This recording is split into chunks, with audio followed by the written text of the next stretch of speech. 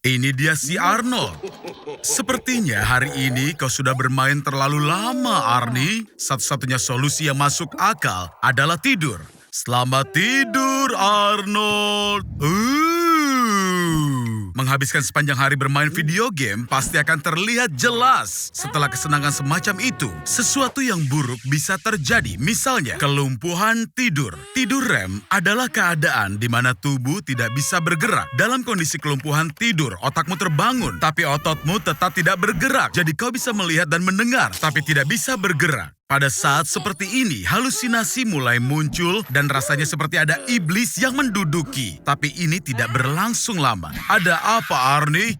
Apa kau takut tidur dalam gelap? Sekitar 10% manusia di bumi menderita nyctophobia, rasa takut akan gelap. Para ilmuwan percaya bahwa hal ini diturunkan secara genetik. Para leluhur kita takut dimakan oleh para predator di malam hari, sehingga imajinasi kita menggambarkan bayangan paling mengerikan dalam gelap. Sepertinya ada seseorang di balik jendela itu. Di dalam peringkat para pengecut di dunia, kau, Arnold, mendapat peringkat pertama. Semua rasa takut dibentuk di dalam amigdala otak. Perasaan takut dibentuk dalam kantung kecil berukuran 1,5 cm ini. Ada kejadian nyata di mana amigdala seseorang hancur karena penyakit Urbach-White. Hal ini melumpuhkan respon rasa takut secara permanen. Tapi ini tentu saja tidak berlaku untukmu, Arnold. Kau takut pada segala hal, bahkan bayanganmu sendiri. Oke, aku nyalakan lampunya. Hanya agar kau tahu, tidak ada siapapun di sini. Tapi tidur dengan lampu menyala juga merupakan ide buruk. Hal itu menekan jumlah melatonin yang diproduksi saat tidur, yang bisa mengakibatkan kelebihan berat badan. Karena itu, pilihannya sangat jelas. Agar kau ini tidak menjadi orang gemuk yang berperut gendut, kau harus tidur dalam gelap. Maaf Arnold, aku bukan penggemar berat adegan menyeramkan seperti itu. Jadi mari kita lihat beberapa informasi menarik. Kita doakan teman baru Arnold makan enak. Sekarang, mungkin kita perlu mengenal mereka lebih dekat. Jadi, werewolf disebut lycanthropes. Itu nama yang mereka dapat dari masa Yunani kuno. Pencipta ungkapan itu adalah Herodotus, seorang sejarawan 2500 tahun lalu, yang ketika mendeskripsikan Scythia, menyebut ada orang yang bisa berubah jadi serigala secara cepat. Sedangkan vampir, kata vampir pertama kali muncul dalam Kamus Bahasa Inggris Oxford pada tahun 1734. Arnold, kau masih hidup. Aku senang sekali. Tapi tunggu, apa itu di lehermu? Tidak, kau pasti bercanda. Kau adalah orang pertama yang digigit vampir dan werewolf di saat yang bersamaan, Arnold. Saat ini aku penasaran kau akan jadi seperti apa. Sementara kau mencari tahu bagaimana hasilnya, aku akan beritahu sebuah fakta menarik. Pada tahun 1999, 907 orang Amerika membeli asuransi untuk diri mereka. Andai mereka berubah menjadi werewolf saat bulan purnama, Arnold, kau akan agak cepat dikenali jika terlihat seperti itu. Kau harus memilih wujud yang lebih tidak menonjol. Terlebih, di abad pertengahan, rambut merah dianggap sebagai vampir. Frankie sudah menambahkanmu ke dalam daftar temannya. Manis sekali. Dia juga mengumpulkan beberapa orang aneh. Sama sepertimu. Semua orang tahu tentang permusuhan lama antara vampir dan werewolf. Tapi aku tidak mengira akan melihat hal seperti itu dalam satu tubuh. Jadi sekarang kau lapar. Dan kau butuh makanan untuk 2 orang. Ayo, segera cari korbanmu. Korban yang sempurna. Selamat makan, Arnie. Tunggu, Arnold, di mana kau? Mau bagaimana lagi? Kau tidak bisa menentang panggilan alam. Tapi ingat untuk bersihkan diri setelahnya. Cara jadi penghisap darah yang keren, dengan sikapmu Arnold, kau harus mulai berpikir menjadi vegetarian. Aku lupa memperingatkanmu. Makhluk ganda 2 kali lipat lebih diburu.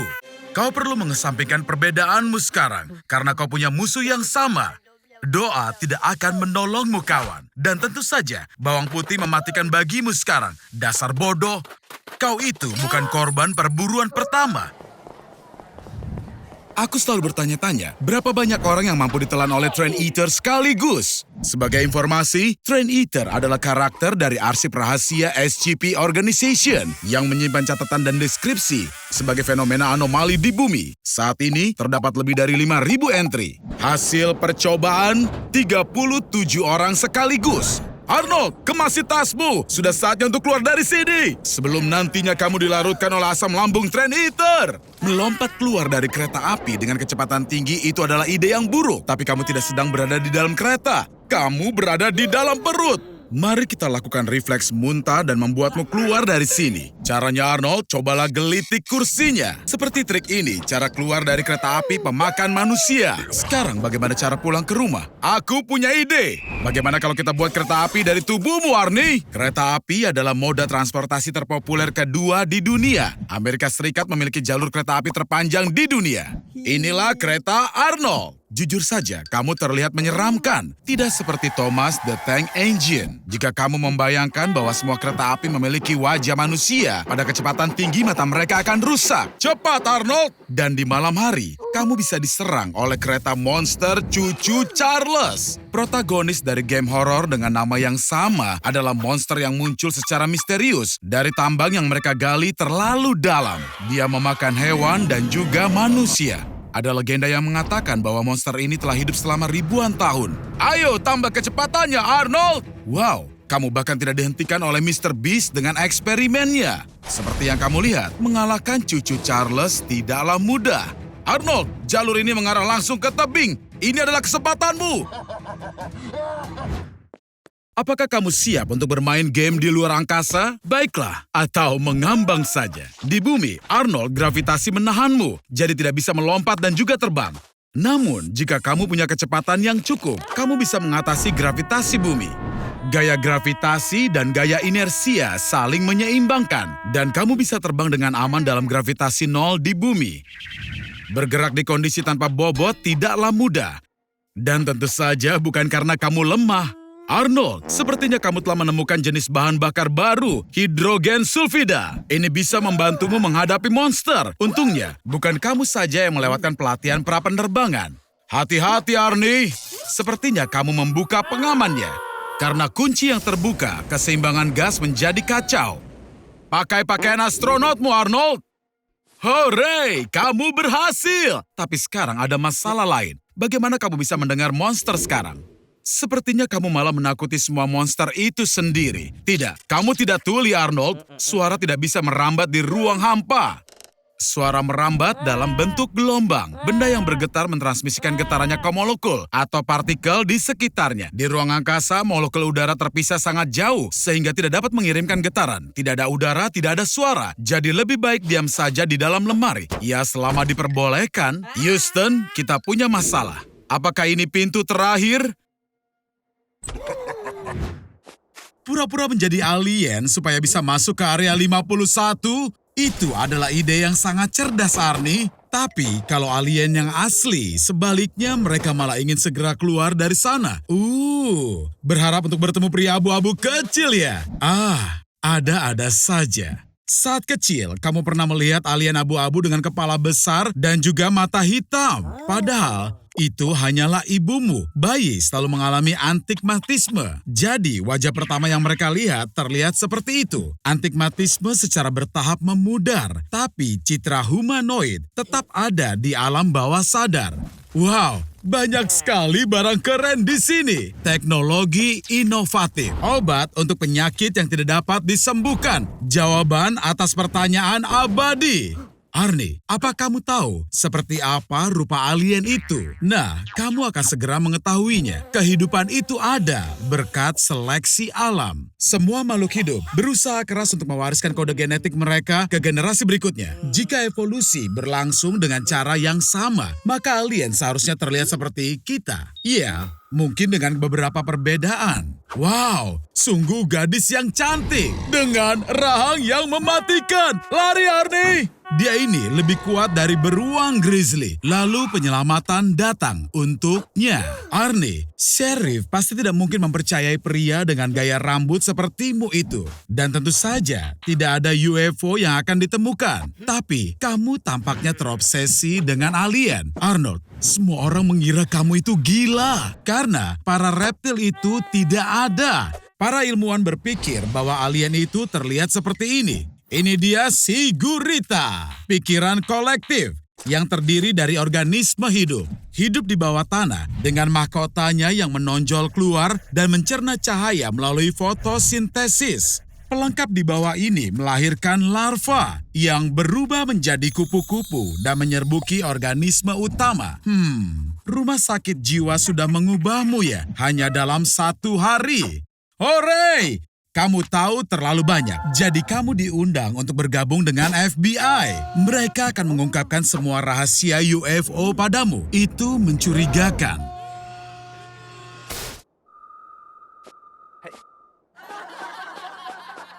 Apa yang terjadi?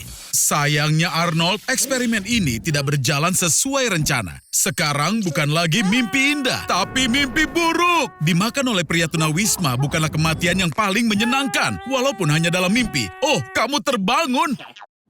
Atau kamu... Dalam mimpi, waktu berlalu secara berbeda. Karena detak jantungmu lebih lambat, tubuh menggunakan lebih sedikit energi. Tapi otakmu bekerja dengan kecepatan yang sama. Persepsi waktu juga tergantung pada jenis mimpinya. Kamu bisa menjalani seumur hidup dalam mimpi. Tapi kenyataannya hanya beberapa menit saja yang berlalu.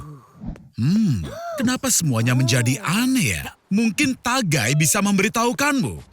Ternyata kamu berada dalam mimpi sadar. Ini adalah keadaan saat tubuh tertidur, tapi jiwa tidak. Kamu bisa mencapai mimpi sadar melalui pelatihan dan juga disiplin yang panjang. Atau kamu bisa menggunakan psilocybin. Seorang atlet menggunakan mimpi sadar untuk melatih gerakan tanpa cedera dan bahkan bisa digunakan untuk menyembuhkan fobia. Apa kalian pernah mengalami mimpi sadar? Beritahu kami di komentar. Keluar dari mimpi sadar lebih sulit daripada memasukinya.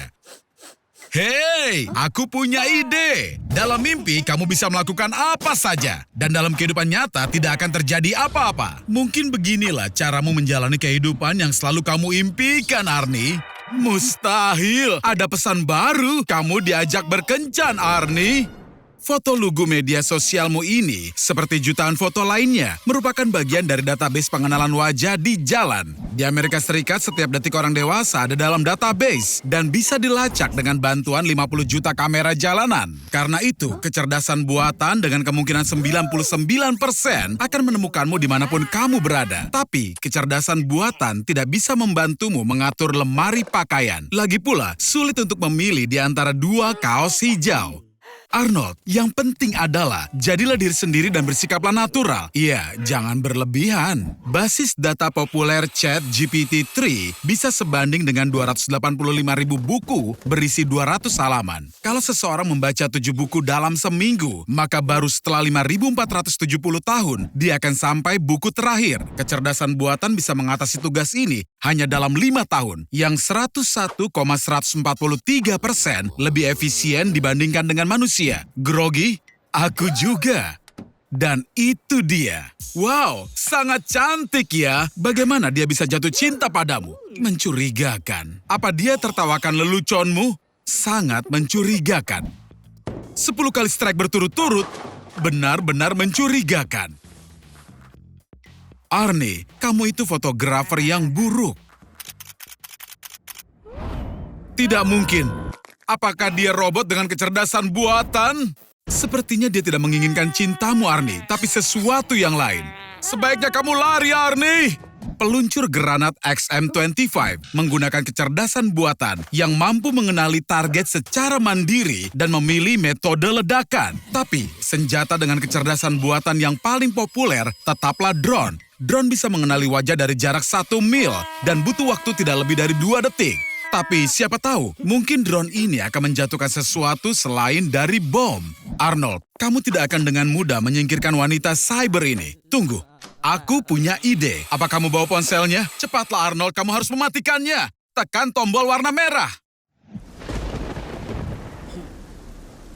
Sedang membaca apa? Pertama, dia mungkin pakai topeng yang menyeramkan di wajahnya. Arnie, apakah kamu yakin ingin membaca buku ini di taman yang sepi? Tanda kedua dari seorang maniak adalah selalu membawa pisau atau senjata lain. Apa kamu yakin ingin mengetahui tanda yang ketiga? Maniak itu punya silikon yang sangat besar. Tunggu, bukan itu. Dia selalu menyerang tanpa peringatan. Selamatkan hidupmu, Arnold! Cobalah untuk mengalihkan perhatian si maniak lalu menyelinap pergi. Baiklah, lupakan.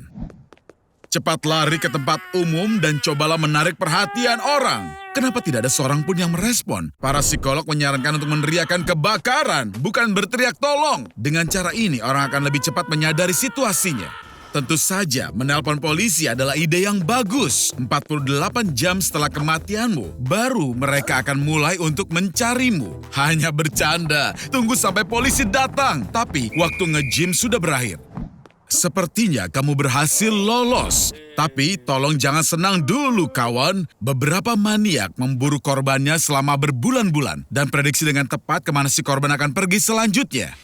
Ngomong-ngomong, lorong gelap adalah pilihan buruk untuk bersembunyi. Sepertinya tidak ada yang akan menolongmu. Kecuali, mungkin kamu bisa mengambil hati sang maniak.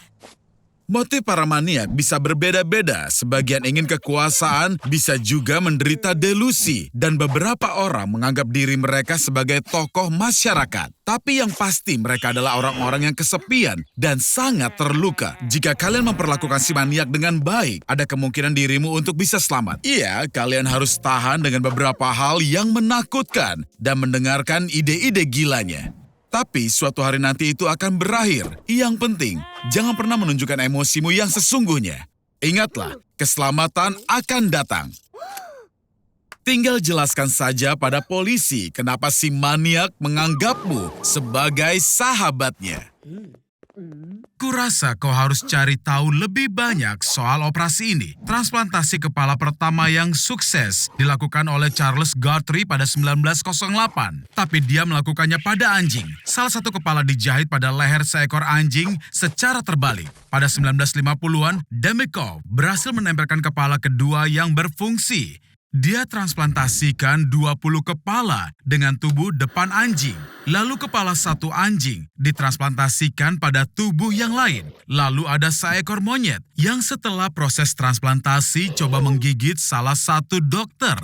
Pada tahun 2013, Sergio Canavero mengumumkan rencana transplantasi kepala manusia. Perkiraan biayanya adalah 12,8 juta dolar. Pada tahun 2017, di bawah kepemimpinannya, kepala manusia yang sudah meninggal ditransplantasi pada sesosok jasad. Sebenarnya itu cocok untukmu, Arnold. Sekarang saatnya melatih peranmu. Semoga kau tidak mengacaukan dan mempermalukan kepala-kepala ini. Kau harus bermain jagal sambil mengendarai sepeda roda satu di atas papan melewati lingkaran berapi.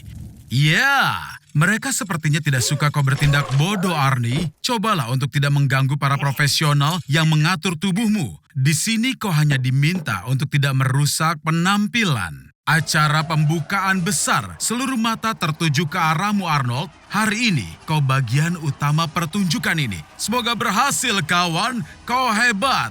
Hanya tinggal sedikit lagi dan... Apakah itu Tagaya di sana? Dia datang untuk melihatmu? Tidak, jangan teralihkan. Jangan sekarang, Arnold. Dasar bodoh. Dengan coba menjadi gentleman, kau justru mempermalukan diri sendiri dan Trull bersaudara. Itu kegagalan terbesar yang pernah dialami oleh sirkus ini. Dunia dijangkiti oleh wabah baru. Ada titik-titik di kulit mereka yang terinfeksi. Ruam parah menutupi wajah mereka, batuk terus-menerus, dan gigi depan mereka itu copot. Agar mereka semua tidak diisolasi, orang-orang melakukan penyuntikan massal dengan membeli vaksin di pasar gelap dengan sengaja membahayakan diri. Karena vaksin itu belum disetujui. Tapi mereka melakukan semua ini agar mereka bisa kembali ke kehidupan normal. Arnold, sedang apa kau di sini? Oh, kau sedang berkencan? Keren! Tapi tentu kau bisa menemukan tempat yang lebih romantis dibanding kafe di pinggir kota seperti ini. Ini dia. Wow, kau bilang apa padanya hingga dia mau berkencan denganmu. Bagaimana bisa ada banyak zombie di sini? Arnold, sepertinya Susie dalam masalah. Zombie pada umumnya memiliki kulit hijau dan baunya seperti kaki nenekku. Sekilas, ini mungkin terlihat seperti pemain game biasa yang tidak makan selama 3 hari. Tapi tidak, zombie punya makanan sendiri. Biasanya, makhluk lucu ini memakan otak manusia. Arnold, apa yang kau lakukan? Wow, itu baru yang aku sebut dengan senjata. Siapa itu? Wow, tidak mungkin. Itu Chuck, si Norris. Dan dia punya segala jenis senjata di sini. Sekarang dia akan mulai menghajar. Alamak, ini terlihat brutal bahkan untuk standarku yang rendah. Tapi sangat keren. Astaga, ada berapa zombie di sana? Sepertinya hanya tersisa pria besar ini saja. Kau sebut itu pukulan? Ini baru pukulan. Kencanmu sepertinya dibatalkan karena serangan zombie yang tidak terduga. Arnold, jangan lupa soal Susie. Astaga, apa mereka itu abadi? Chuck, injak gasnya. Itu lumayan juga. Oh tidak, lihat Arnie. Kau dan Susie punya kesamaan. Sama sepertimu, dia kehilangan jarinya. Sepertinya keadaannya makin memburuk. Cepat, lakukan sesuatu. Kalian harus selamatkan dia. Jadi, ini orang yang bisa membantu kita. Siapa dia sebenarnya? Grigory Rasputin. Dia adalah orang paling misterius di abad 20. Dia disebut memiliki kemampuan hipnotis dan bakat penyembuhan yang luar biasa. Tempat yang sangat mengerikan. Bahkan lebih buruk dibanding kafe tempat kau undang Susie, Arnold. Apa yang kita lakukan di sini? Kita mau kemana? Seperti inilah kantor dokter gigi yang akan kau bayangkan. 100% mengerikan. Hei, bisakah kita berhenti sebelum terlambat? Di sini, semua mengikuti tradisi terbaik perayaan ala Rusia. Vodka, balalaika, beruang, dan menari hingga pagi. Dan ini dia pria yang kita butuhkan. Grigory Rasputin. Ini dia orangnya. Sepertinya tabib kita sudah minum 80 ramuan. Sepertinya kau harus mengatasi semuanya sendiri. Kau tidak perlu mengkhawatirkan dia. Semua orang membicarakan vaksin terbaru. Banyak yang sudah mencobanya sendiri. Tapi ternyata vaksin itu ada efek sampingnya. Orang-orang berubah menjadi zombie. Grigory Rasputin ini ternyata seorang dukun sejati. Dia mengambil keuntungan dari keadaan itu dan menciptakan vaksin yang menghancurkan virus. Tapi mengubah makhluk hidup menjadi zombie. Bahkan Chuck pun terkejut. Chuck, giliranmu. Astaga, sial bagaimana dia melakukannya. Dia bahkan lebih keren dibanding saat di film Walker Texas Ranger. Ternyata Van Damme belajar dari orang ini. Ini dia bosnya. Orang besar ini tidak akan mudah untuk dikalahkan. Arnold, hanya kau yang tersisa. Arnie, kau adalah kesatria. Ingatlah semua yang aku ajarkan. Dan yang terpenting, ingatlah tidak ada musuh kecuali dirimu sendiri. Arnold, apa kau? Sudah kuduga. Selamat tinggal, Arnold. Hei, siapa yang matikan lampu? Arnold, sebaiknya jangan menyentuh apapun. Apa yang terjadi? Arnold, lari! Astaga, sepertinya kita sekarang ada di abad ke-13 dan kita di sini selama zaman Inkuisisi Suci, perjalanan yang luar biasa. Misi utama Inkuisisi adalah memerangi para bidat. Hei, apa salah Arnold? Aku mengerti sekarang. Mereka itu mengira ponselmu sebagai senjata ilmu hitam. Inkuisisi tidak sejalan dengan kemajuan teknologi. Ketika Galileo membuktikan bahwa bumi berputar mengelilingi matahari, itu sepenuhnya bertentangan dengan pandangan Katolik. Arnold, kau kurang beruntung. Di masa itu, semua gadis berambut merah dicurigai punya hubungan dengan iblis. Tenanglah, awalnya mereka hanya akan menanyaimu. Sekarang duduk dan tenanglah. Kursi-kursi di sini terbuat dari besi khusus sehingga bisa dipanaskan. Pengakuan biasanya diperoleh melalui penyiksaan. Kau harus lepaskan kesesatanmu, Arnold. Selama masa Inkuisisi, banyak ritual kafir disalahartikan sebagai ilmu hitam. Mereka mencoba untuk mengubah orang kafir menjadi Katolik. Ayo Arnold, peluklah agama Katolik dan kau akan bebas. Memang benar bahwa inkuisisi terkadang membebaskan mereka yang benar-benar bertobat. Omong kosong, apalagi sekarang. Sepertinya seseorang melaporkanmu. Orang sering menuduh orang lain sesat untuk menyingkirkan mereka. Entah apa kau mampu menanggung lebih banyak siksaan ini, Arnold. Temui ini, sepatu bot Spanyol, lalu garpu bidat, dan kursi piramid Yudas. Arnold, aku sangat menyarankanmu untuk mengakui semuanya. Oke, dengan tanda tangan, kau mengakui bahwa kau adalah ahli nujum, tukang sihir, dan nom. Hal positifnya adalah siksaan sudah berakhir, dan inkuisisi kenyataannya tidak mengeksekusi orang setelah kau mengaku pelaku divonis di pengadilan negara. Tenang, Arnie, tidak ada yang akan membakarmu. Menurut hukum, mereka hanya akan memenggal kepalamu.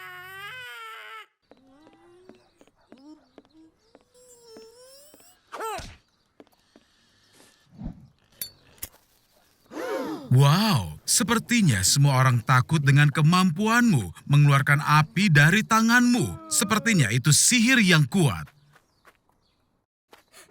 Umat Katolik abad pertengahan ini sangat liar. Mereka percaya pada setiap.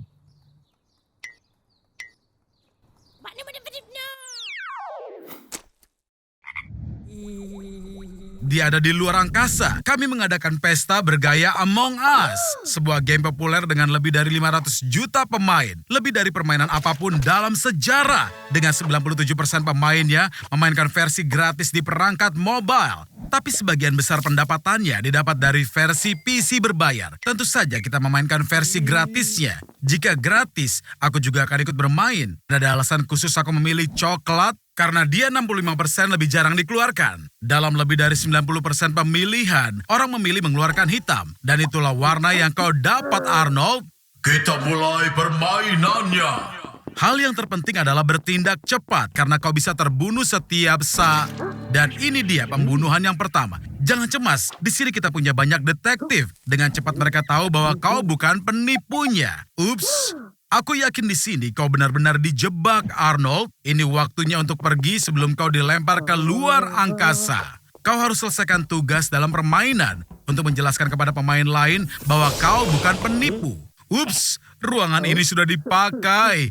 Jangan ganggu pasangan ini. Ada satu tugas baru. Kau harus memadamkan api di ruang kelistrikan. Sepertinya itu berhasil. Mereka percaya padamu. Ayo, bantu pemain ini. Sepertinya aku melihat alat pemadam kebakaran. Arnold, ada yang benar-benar ingin menjebakmu. Terlebih, berdasarkan statistik, ruang kelistrikan dan ruang admin adalah tempat paling berbahaya. Jika kau memang seorang penipu, kau harus ledakan mesinnya dan menangkan permainan. Tidak berhasil. Itu keren, Arnold. Jadi kau bukan penipu. Selamat. Hati-hati. Kena kau, kawan. Maafkan aku. Kita sudah bersenang-senang. Tapi kini kita harus berpisah. Tapi kami tahu pasti bahwa kau bukan penipunya. Kini kami harus cari tahu siapa penipunya. Tapi terkadang penipu berada jauh lebih dekat dari yang terlihat. Ini satu pelajaran lagi untukmu, Arnold. Tidak ada teman di dalam Among Us.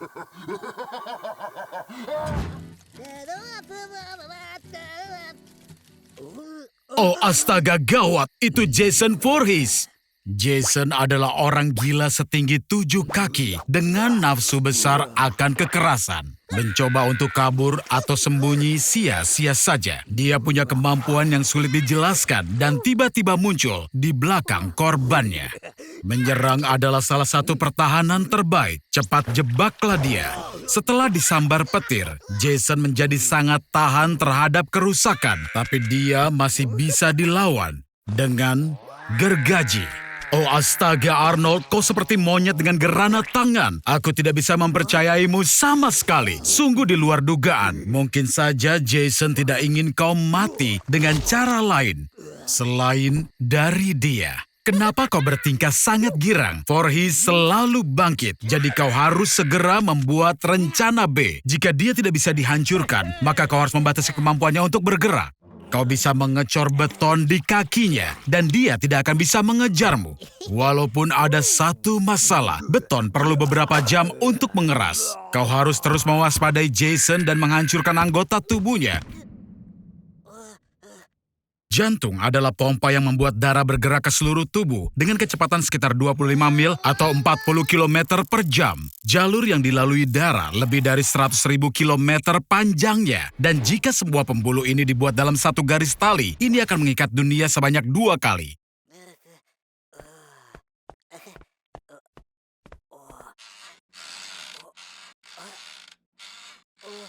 3, 2, 1, berhenti. Arnold, kau ngompol di celana ya? Dibutuhkan 0,4 detik untuk jantung berkontraksi dan istirahat. Jika semua jeda dijumlahkan dalam rata-rata hidup orang, ternyata jantung beristirahat selama lebih dari 20 tahun. Oleh karena itu, tidak ada yang akan memperhatikan jeda jika hanya untuk 1 nanodetik. Tapi aku sudah menemukan cara menerangkannya. Perhatikan dengan seksama, jantung menyerupai rumah 2 lantai. Ada 2 kamar di bagian atas disebut atrium kanan dan kiri, dan di bawah disebut ventricle. Dalam keadaan normal, darah dari atrium didorong ke ventricle dengan tekanan sedemikian rupa.